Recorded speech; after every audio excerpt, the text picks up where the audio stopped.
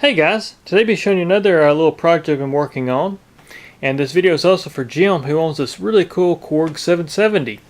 This is one of the first ones I've really worked on, and it is a really cool little synth. But anyways, I'm just going to make a video going over everything for you, Jim, and for anybody else that's curious about the synth, feel free to watch. But Jim, I know I've sent you some private videos, throughout the progress of this synth, but this is it all complete. And just going to show you the final results here. So the first thing I did was I went through all electronics and gave everything a good service.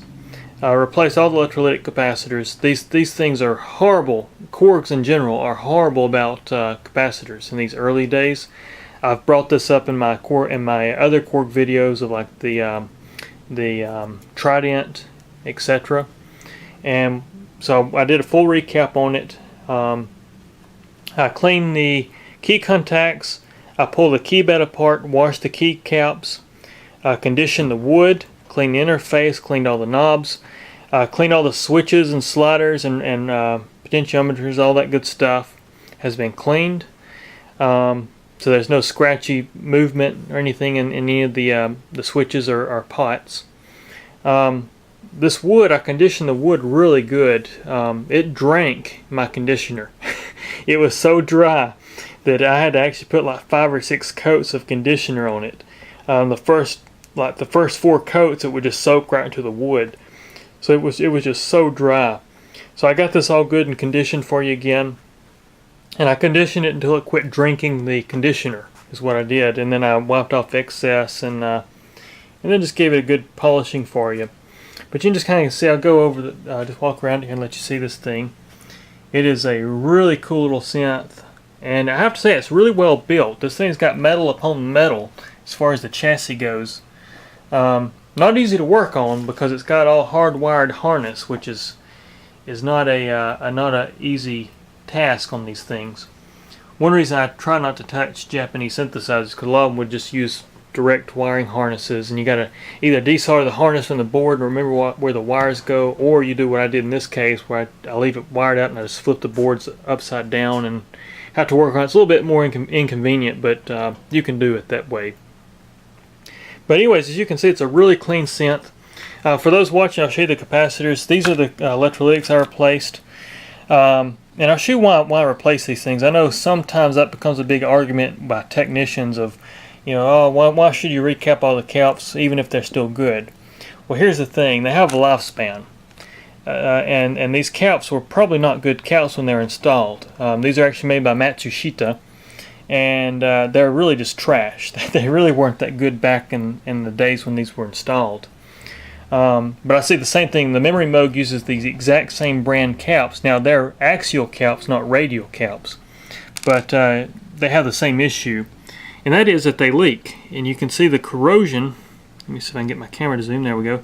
You can see the corrosion on the legs of this cap. And what that is caused by is there's a dielectric fluid in these caps that leak out. And it vaporizes. And so as it comes out the cap, it's corrosive. So it can corrode the capacitor, it can corrode the tracings, it can just make a big mess. And depending on how big the cap is, I've actually seen them leak out the sides of the cap and get on the circuit board and just corrode everything around the capacitor. It's kind of like a battery, the same effect as what a battery has. In some Korgs, I've actually opened them up and these things are laying inside the chassis because they've actually corroded to the point they've fallen off. So the capacitor's not even in circuit, so you have all these issues. But anyways, you can kind of get the idea of why I replaced these. It's just good maintenance. It's something really good to do, and it brings life back to these things. And a lot of times it makes the controllers work correctly, because capacitors and controllers they work hand in hand. Because of the way the controller works, it's kind of like flushing a toilet. That's how I explain it to people. When you got that tank on the back that has to refill, well, the tank's like the capacitor. And so if you have some contour generator designs, if the cap goes bad, it never fills back up. So it's like having, if you're familiar with toilets, if you have the flapper stuck and it will never fill back up. It just keeps running and running and running and running. Same thing can happen to these. It just holds the VCA on because it can't charge back up to shut off the transistors, for example, or to sometimes it turns on the transistors to cut off. So it just depends on the design of the control. But anyways, let me put the camera on the tripod and I'll just show you how this thing sounds. So I'll just give you an idea here also, Jim. This thing's setting on 0 pitch, so I've got this thing calibrated in.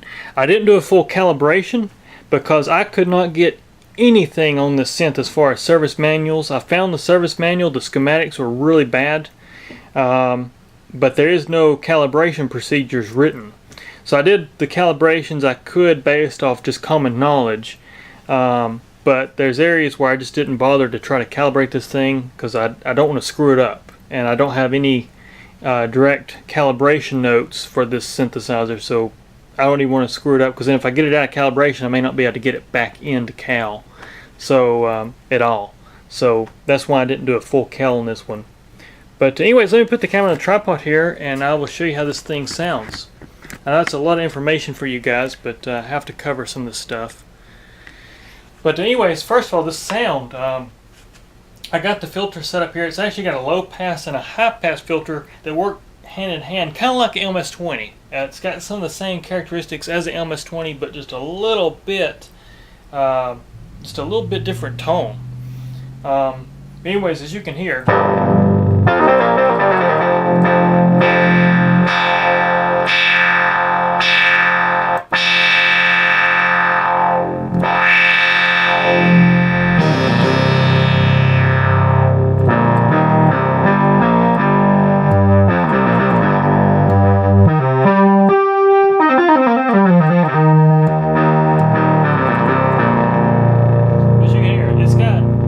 this tone that's just very unique.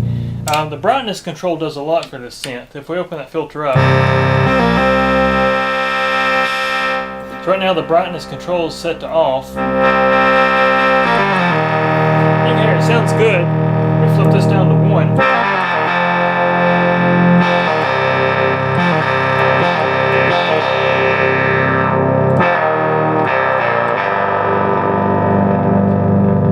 Got a sound. Thing's got a sound that's really unique. But just you can hear how that brightness control really makes this filter shine. What's cool about it, I'll just start with the filter since we're already here. So if we put the brightness back on, you can engage the modulation to the filter.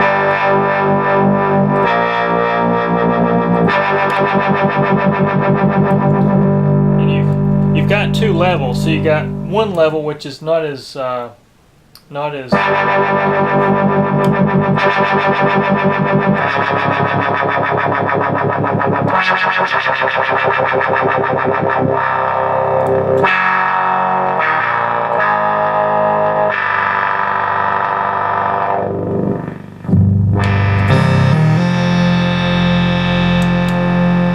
even with the filter open, this brightness control still has some active.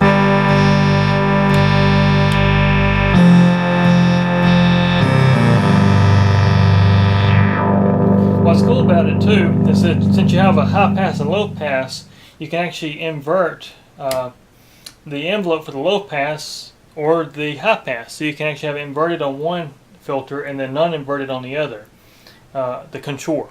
So you get something like this.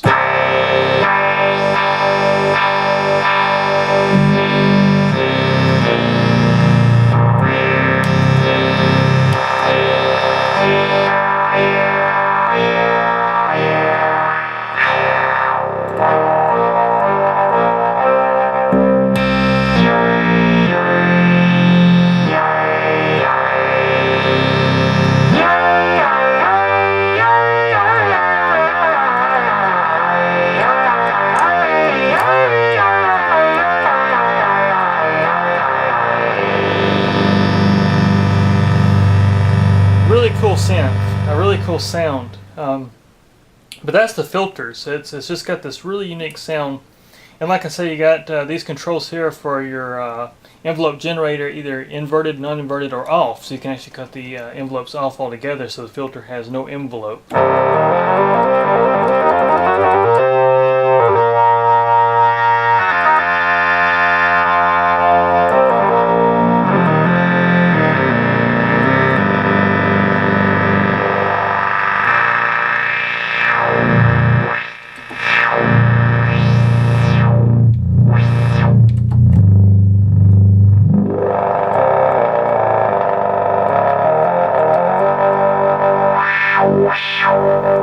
that's the controls being moved together.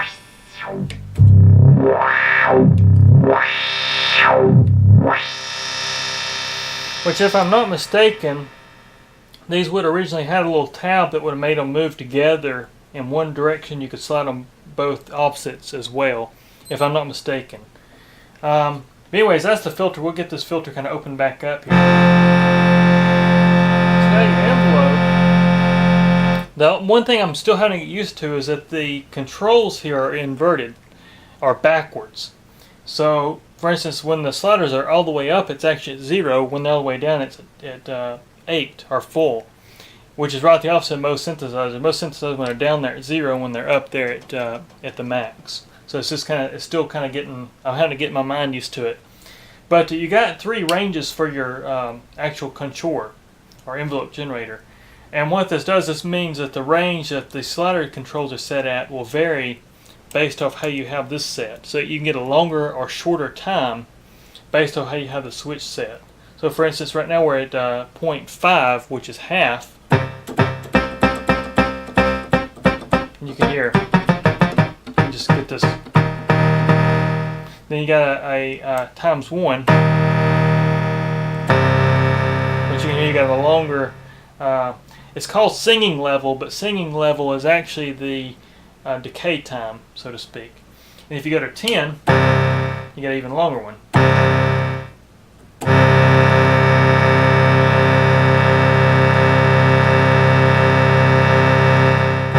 And you also got a longer attack time as well, as you can hear. So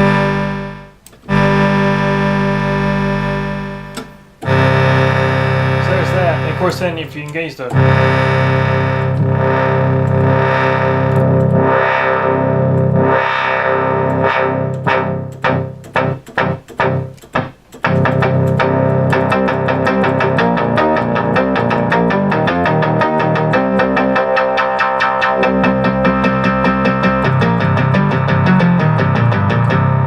as you can hear, it's got a you can get a really thumpy sound. You actually got the next mode I'll explain, because this is called percussion, which we get that nice effect. But this is also like the switch on like a multi-Moog or micro Moog, or even the Rogue or the MG1. We have the ability to change the way the controller decays. So for instance, when it's in percussion mode, as long as I hold a note, it's still going to go through the whole slope of decay. So for example, I'm holding the key and you can hear it dies out even though I'm holding the key. If we go to sustain, it'll actually sustain until I release the note, as you can see. And then if we go to hold, it's just like the switch on some of the old Moogs, where it would do it's called bypass, like on the micro, where it opens the controller up and it makes a VCA just hold on. Down here you got a trigger mode, which allows you to trigger the envelope off the LFO or from a remote source, which you have a remote input, which would be like an external synthesizer trigger. So if we go here,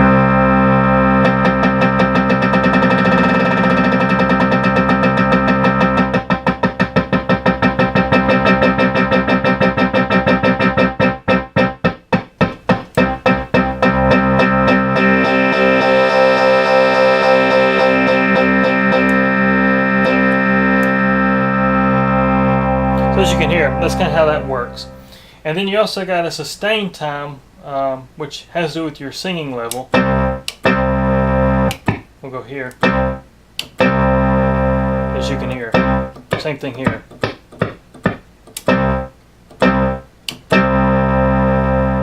So you get something like that.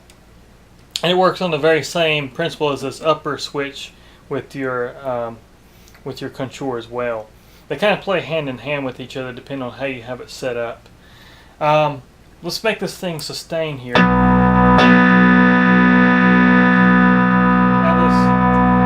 this next section is really cool because it allows you to do a pitch bend with a delay on oscillator 1. So for instance, you can go either negative or positive with this. This is called speed, but really it should be called slope, as I've explained actually in a personal video. Because speed, it could be called speed, but it's more like the slope time.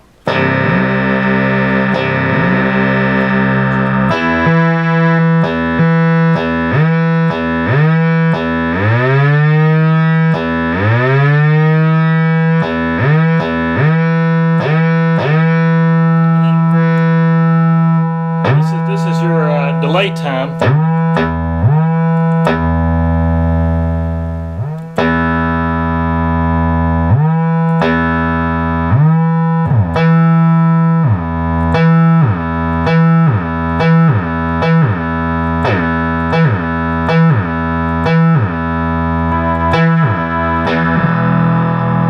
Something like that. You've also got a vibrato for oscillator 1, which it can be normal, which means it doesn't have a delay time. Or you can have a delay time. And what's interesting is it's actually got an independent depth and speed, so it's actually got a secondary LFO just for the vibrato. So you get something like this, so you can control the depth as well as the speed.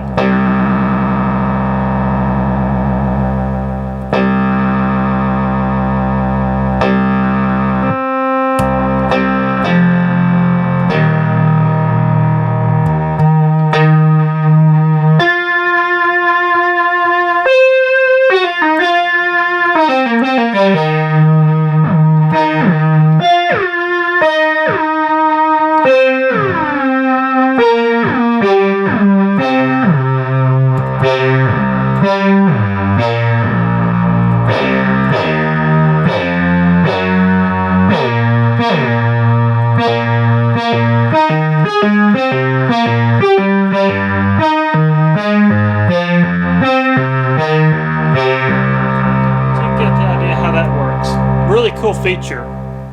And then it's really nice too with this bend, because you got a ring modulator on oscillator 2, so you can actually use this in conjunction with the ring modulator. So we'll go here. I was going to show you the ring modulator right quick. So here's one.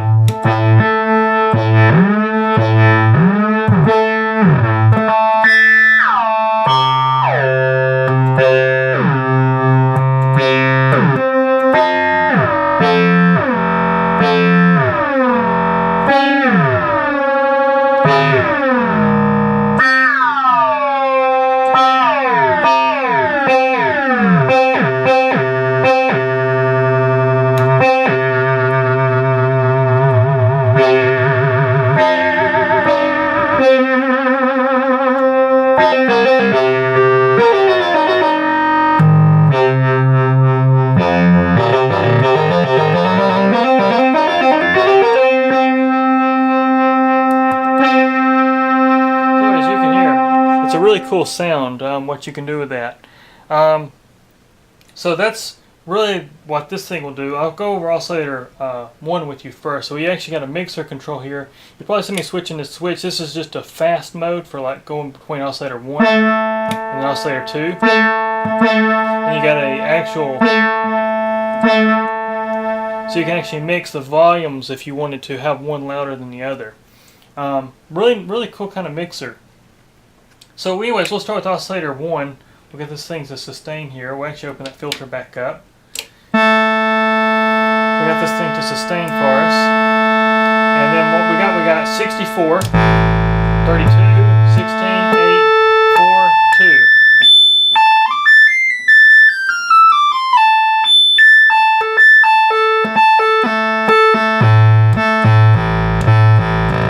So here you get that really low tone.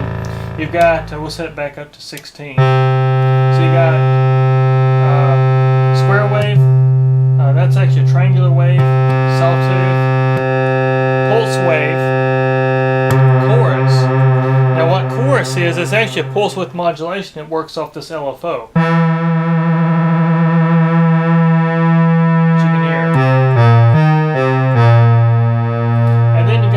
Input. So if you go to external input, then you can plug stuff in the back and you can actually use that. It's really handy when you want to use that with the ring modulation, because you can send your own synthesizer externally into the ring modulation, which is really cool. And I've actually experimented with that at the house with the MS-20, just for the fun of it. But that's oscillator 1. Oscillator 2, you have a little bit different control because you don't have actually a stepping octave shift. You actually got to manually turn it, and it's just a variable pot, and it's very, very sensitive. So there's a lot of times I have to use it in conjunction with a fine tune to get things in tune.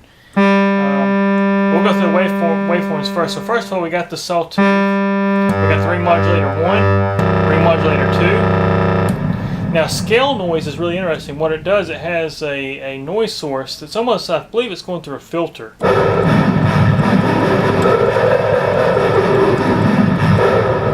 It's actually like tracking the keyboard.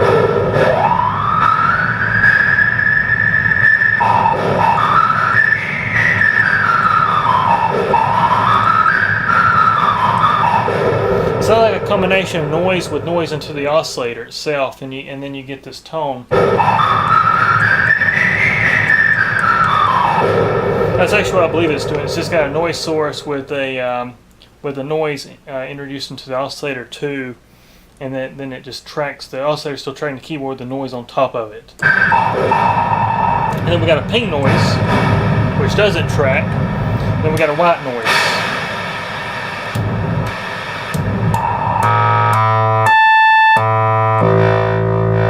As you can hear. Then we'll combine the oscillators together again.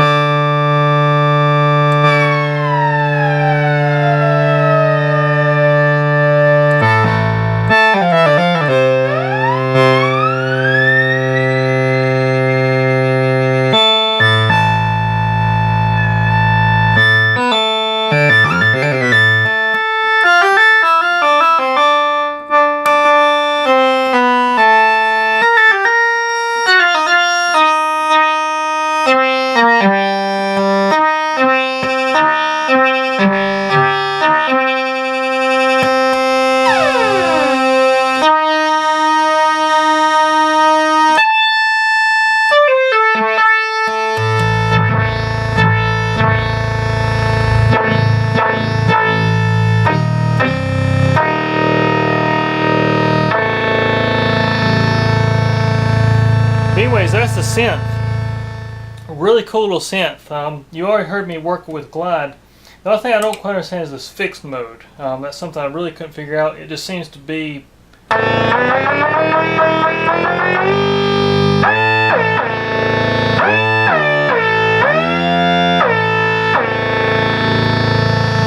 That's the only thing I really don't understand, if that's working correctly or not. But now the control, you got it's basically a two-way switch. So control is actually looking at this pot here. I can vary the time on that. But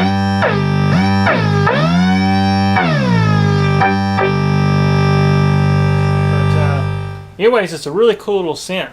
And Jim, I want to thank you again for allowing me to work on this for you. And for you guys that watch my videos, appreciate you watching. And there'll be more to come. Take care.